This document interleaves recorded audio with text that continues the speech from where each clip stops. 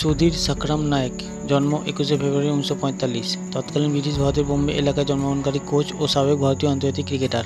Bharat cricket দলের অন্যতম সদস্য ছিলেন তিনি। 1970-এর দশকের মাঝামাঝি সময়কালে সংক্ষিপ্ত সময়ের জন্য ভারতের পক্ষে আন্তর্জাতিক ক্রিকেটে অংশগ্রহণ করেছেন।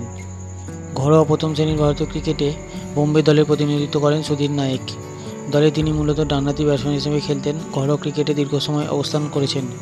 ক্রিকেটার, কোচ ও মাঠ তদারকির ভূমিকায় অবতীর্ণ হয়েছিলেন।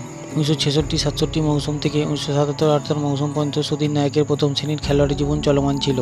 সাহসী চিত্তের অধিকারী ডানহাতি উদ্বোধনী ব্যাটসম্যান হিসেবে খেলতেন তিনি। বোম্বে বিশ্ববিদ্যালয়ের পক্ষে খেলোয়াড়ী জীবন শুরু করেন। এরপর তিনি টাটা অয়েল মিলস দলের অধিনায়কের দায়িত্ব পালন করেন। ওই দলে তিনি কর্মী ছিলেন। ক্রিকেটের পাশাপাশি অর্গানিক কেমিস্ট্রি দুর্লভ সংযোজন ঘটিয়েছেন। বোম্বে ভিত্তিক রুপারেল কলেজ থেকে অর্গানিক কেমিস্ট্রি বিষয় নিয়ে প্রথম শ্রেণীতে এমএসসি ডিগ্রিধারী করেন। বোম্বে দলের পক্ষে অসাধারণ ক্রীড়াশৈলী প্রদর্শন করেছিলেন সুধীর নায়েক।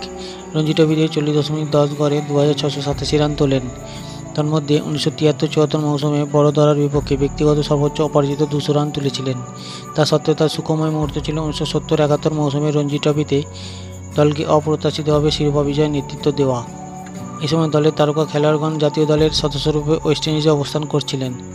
ভারতের পক্ষে টেস্ট দলের পাশাপাশি বেশ কয়েক বছর রঞ্জি ট্রফিতে বোম্বে দলের অধিনায়কের দায়িত্বে ছিলেন। সমগ্র খেলোয়াড়ী জীবনে 3টি মাত্র টেস্ট ও 2টি মাত্র একদিনের আন্তর্জাতিকে অংশগ্রহণ করেছেন সুধীর নায়েক। 4 জুলাই 1974 তারিখে বার্মিংহামে স্বাগতিক ইংল্যান্ড দলের বিপক্ষে টেস্ট ক্রিকেটে অভিষেক ঘটে তাঁর। এরপর 27 ডিসেম্বর 1974 তারিখে সফরকারী ওয়েস্ট ইন্ডিজ দলের বিপক্ষে সর্বশেষ টেস্টে অংশ নেন তিনি। 1974 সালে ইংল্যান্ডে গমনাতে তাকে দলে নেওয়া হয়। এ সফরে ব্যাটিং উদ্বোধনে অন্যতম দাবিদার ছিলেন। উদ্বোধনী ব্যাটসম্যান হিসেবে দলে 3 জনকে অন্তর্ভুক্ত করা হয়। প্রথম শ্রেণীর খেলাগুলো বেশ ভালো করেন। 40.55 গড়ে 730 রান তুলেছিলেন তিনি। অবশেষে এজবাস্টনের সিরিজের চূড়ান্ত টেস্টে তাকে দলে খেলানো হয়, কিন্তু তার প্রস্তুতি পর্বটি বেশ কঠিন ও পরিস্থিতি তার বিরুদ্ধে যায়। লন্ডনের বিপণী বিতান থেকে মোজা চুরির দায়ে আদালতে নিয়ে আসা হয় ও জরিমানা ধার্য করা হয়। প্রথম ইনিংসে 4 রান তোলেন। দ্বিতীয় ইনিংসে দলের পক্ষে সর্বোচ্চ 77 রান তুললেও দলের পরাজয় রোধ করতে পারেননি তিনি। দেশে ফিরে আরও 2টি টেস্ট খেলেন তিনি। ওয়েস্ট ইন্ডিজের বিপক্ষে 48, 6, 0 ও 6 রানে ইনিংস খেলার পর তাকে দলের বাইরে রাখা হয়। ক্রিকেট খেলা থেকে অবসর গ্রহণের পরেও ক্রিকেটের সাথে কোচ হিসেবে সম্পৃক্ত থাকেন। মুম্বাই ভিত্তিক নিজস্ব ন্যাশনাল ক্রিকেট ক্লাব থেকে পরবর্তীকালে জাহির খান, ওয়াসিম জাফর সহ রাজেশ পাওয়ার, রাজু সুতার ও পরেশ মামরের ন্যায় খেলোয়াড় মুম্বাইয়ের প্রতিনিধিত্ব করেছেন। 2005 সাল থেকে ওয়াংখেড়ে ক্রিকেট স্টেডিয়ামে মাঠ কর্মকর্তার দায়িত্বে রয়েছেন।